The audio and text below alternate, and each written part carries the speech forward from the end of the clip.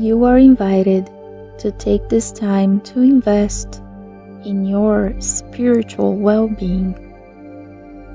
Give yourself a moment to unwind, allowing your mind to absorb ideas that may be useful in making your journey on earth a bit lighter.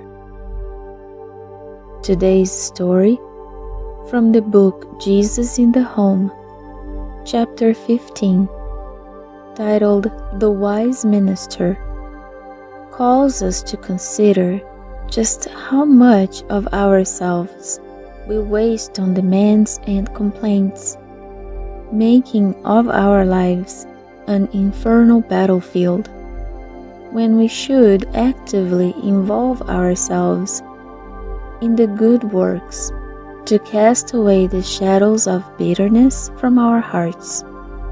Here we go.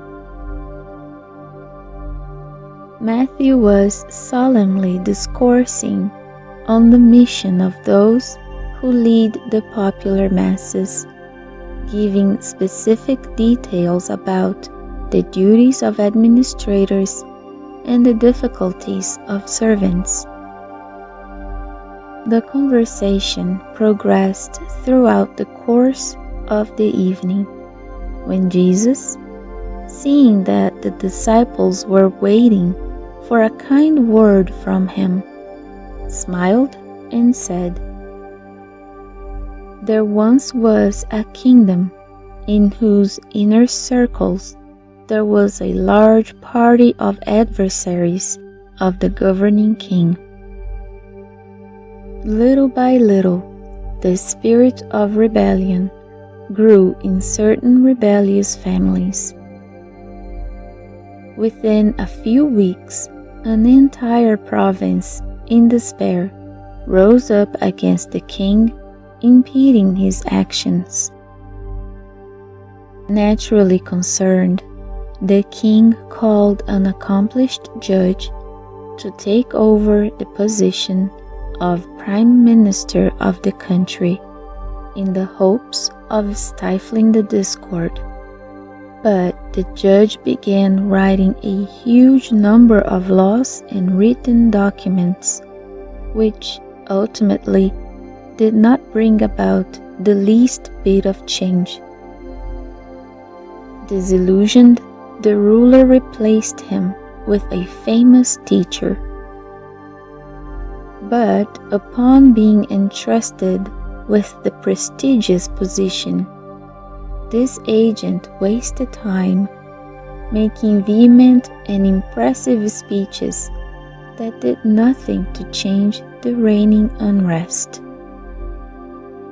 Internal enemies continued to undermine the nation's prestige when the sovereign asked for the help of a priest, who assumed the noble position and immediately began cursing the elements contrary to the king, making the situation that much worse.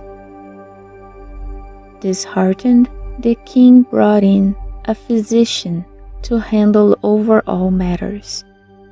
But as soon as he was in the palace, taking part in the public honors, the new minister, in order to win the king's approval, stated that those who were opposed to the crown were mentally ill.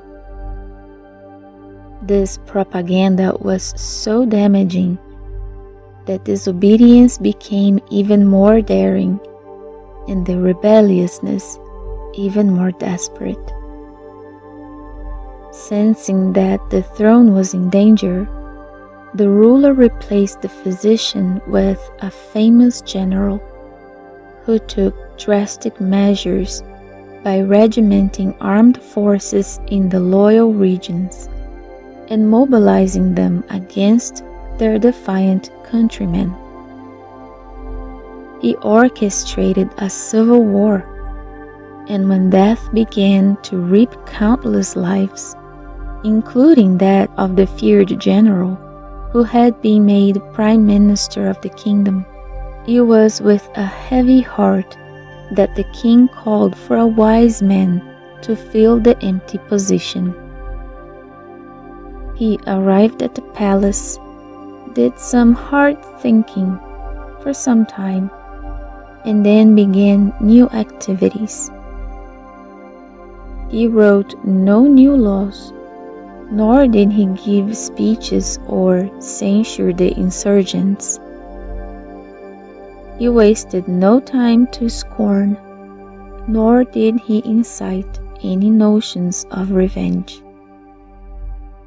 He went personally to the turbulent region in order to determine what they might need.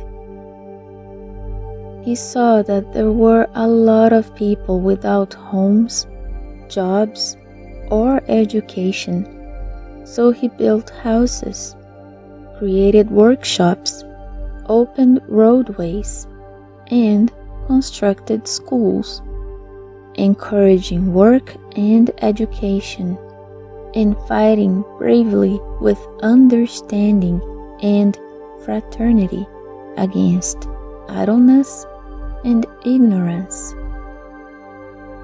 It wasn't very long before all the discord in the kingdom disappeared, because the concrete action of the good had eliminated all the mistrust, hardness, and indecision in all of the sick and rebellious minds in the region.